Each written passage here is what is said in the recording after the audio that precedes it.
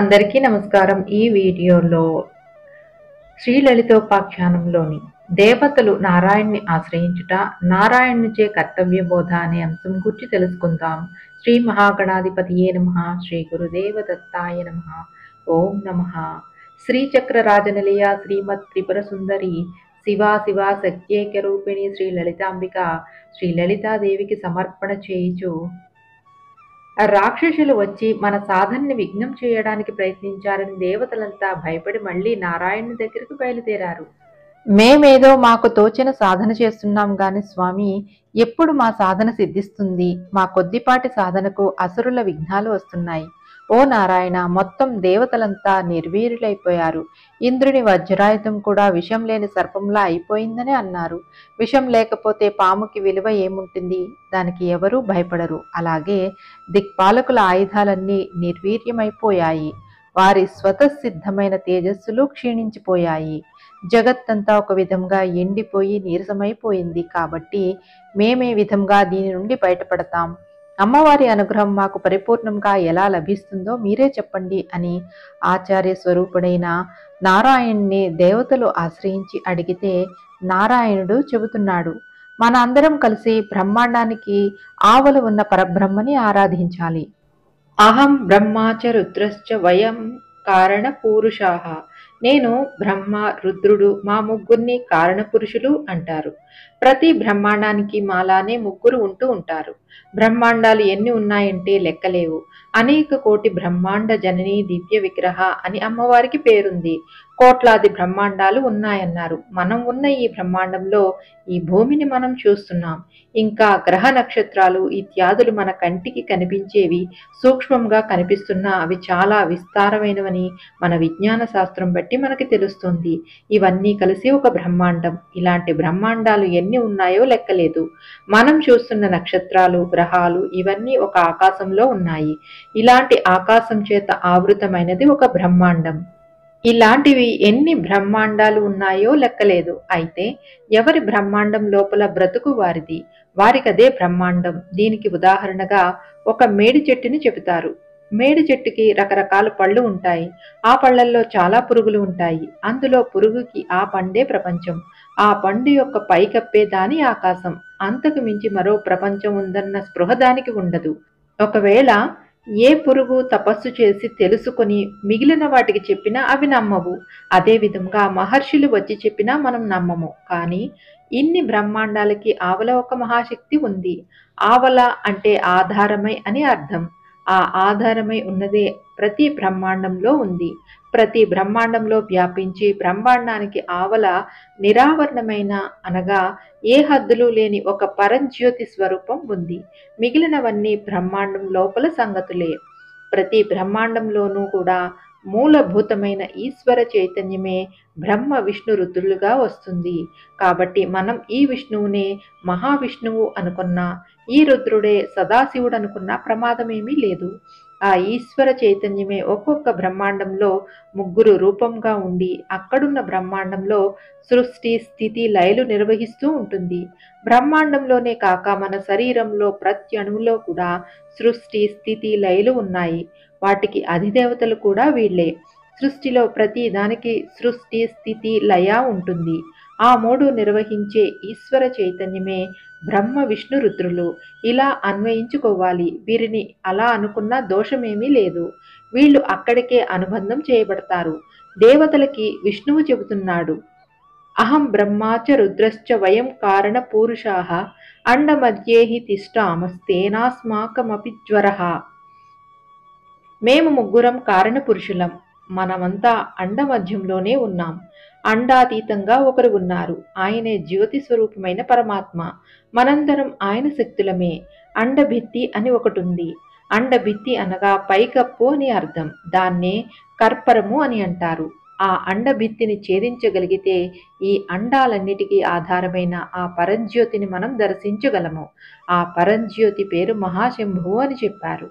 అండాతీతో మహాశంభుర్నామ కశ్చన పూరుషః పరాశక్త్యా సమాశ్లిష్టో నిత్యం చిద్ఘనమూర్తిమాన్. సౌందర్య లహరిలో కూడా శంకరుల వారు పరచితి, పరశంభు అనే పేర్లతో మహాకాశంలో ఉన్న శివశక్తుల గురించి వర్ణిస్తారు. అదే ఈ తత్వం. ఆ మహాశంభువుని మనం ప్రార్థన చేద్దాం. ఆయన దేనికైనా ఉపాయం చెప్పగలడు. ఈ బ్రహ్మాండంలో ఉన్న మొత్తం నిర్వీర్యమైపోయింది. దాన్ని బాగు చేయాలంటే బ్రహ్మాండానికంతటికీ ఆధారమైన ఆ మహాజ్యోతిని మనం ఆశ్రయించాలి. ఆ జ్యోతి ఎలాంటిదో చెబుతూ నిత్యం చిద్ఘనమూర్తిమాన్ అన్నారు. చిద్ఘన అంటే పరిపూర్ణమైన చైతన్యమైన స్వరూపమది. కనుక మనం వెళ్ళి అండభిత్తిని ఆశ్రయించాలని నిర్ణయించుకొని వారంతా అక్కడ ఉన్న అండభిత్తిని చేరుకున్నారు. దేవతలంతా దిగ్గజాలని తీసుకుని వెళ్లారు. అక్కడికి చేరుకోవడం కూడా ఇతరుల వల్ల కాదు, దేవతలు కనుకనే అక్కడికి వెళ్ళగలిగారు. ఆ అండభిత్తిని దిగ్గజాల చేత ఛేదింపు చేశారు. అప్పుడు వారికి ఒక చిన్మయమైన ఆకాశం కనిపించింది. తత్ర చిన్మయమాకాశం నిరాలంబం నిరంజం. చైతన్యవంతమైన ఆకాశం కనిపించింది. శూన్యమైన ఆకాశం కాదు. ఆకాశం అంటే అవకాశం. అన్నిటికీ అవకాశం ఇచ్చేది ఆకాశం. మనం ఉండే ఈ పంచభూతాలు బ్రహ్మాండాలకి మనం చూసే ఆకాశం అవకాశం ఇస్తోంది. ఈ ఆకాశానికి కూడా అవకాశం ఇచ్చే ఆకాశమే చిదాకాశం. వారికి ఆ చిదాకాశం కనిపించింది. దాన్నే మరొక మాటలో చిదంబరం అంటారు. ఆ చిదంబరంలో వ్యాపించిన శివజ్యోతే చిదంబర శివుడు. అన్నిటికీ అది ఆధారం. దానికి ఏదీ ఆధారం లేదు. నిరాలంబ నిరంజనం. దానికి ఏమీ కప్పినవి పూసిన లేపనాలు లేవు. అది శుద్ధమైనది. అభూమ్య జలమజ్వాల మామారుత సమాగమం తత్రాకాశమయం సంభుం తుష్టువః పరయాముదా. మనం చూసే ఆకాశంలో జలం, వాయువు ఇవన్నీ ఉన్నాయి. కానీ చిదాకాశంలో నీటి, అగ్ని, వాయు సంస్కారాలు లేవు. అది అంత శుద్ధమైన ఆకాశం. ఊహకి కూడా అందనిది. దాన్ని చిదాకాశం అంటారు. ఆ శివస్వరూపమే ఆకాశమయం. అక్కడ రూపమేం లేదు, కేవలం ఆకాశం. అసమంతాత్కాశం ఆకాశం. ఆకాశం అంటే పరిపూర్ణమైన కాంతి స్వరూపమని అర్థం. ఆ జ్యోతిర్మయమైన ఆ చిదాకాశం గోచరించింది. చిదాకాశ స్వరూపుడే పరమాత్మ సదాశివుడు. వీరంతా ఆ చిదాకాశ స్వరూపుడైన మహాశంభువుని స్తోత్రం చేస్తున్నారు. ఈ మహాశంభు స్తుతి లలితోపాఖ్యానంలో చాలా శక్తివంతమైన స్తుతి. ఈ అంశాలన్నీ శ్రవణమాత్రం చేత మహాఫలాన్ని ఇచ్చే గొప్ప ప్రక్రియలు.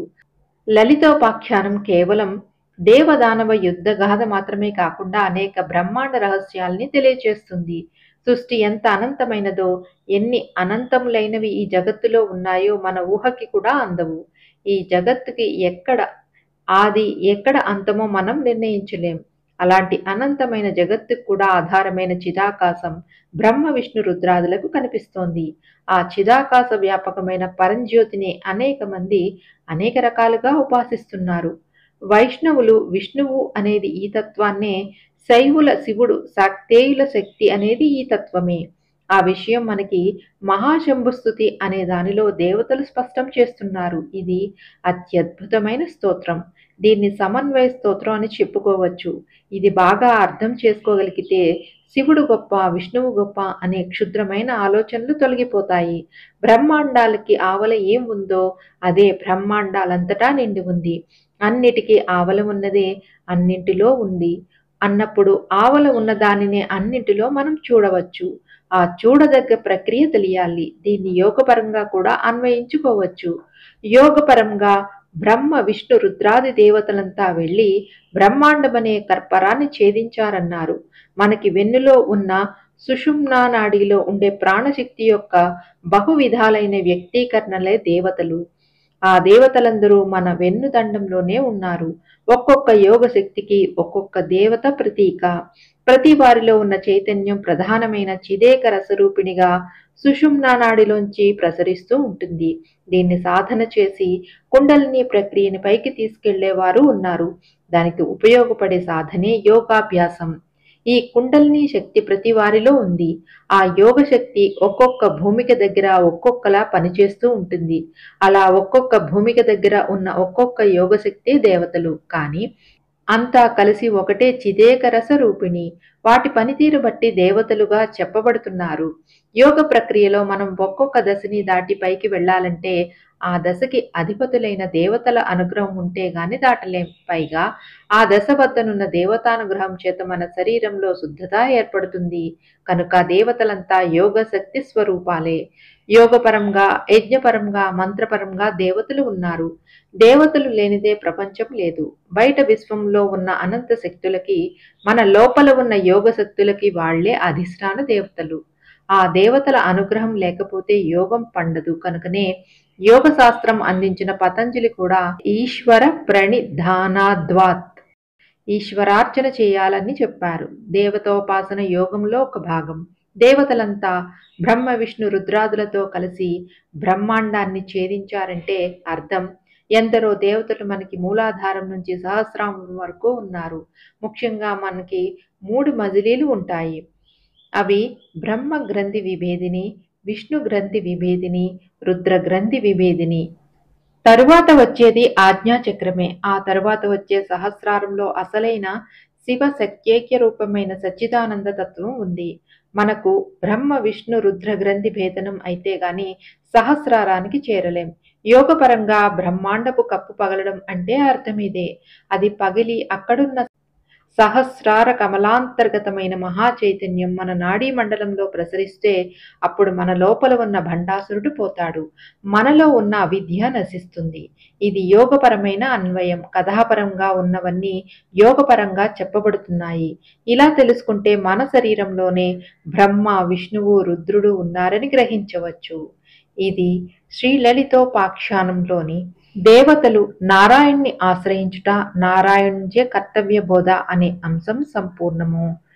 శ్రీలలిత చరణారవిందార్పణమస్తు. శ్రీమాత్రే నమః.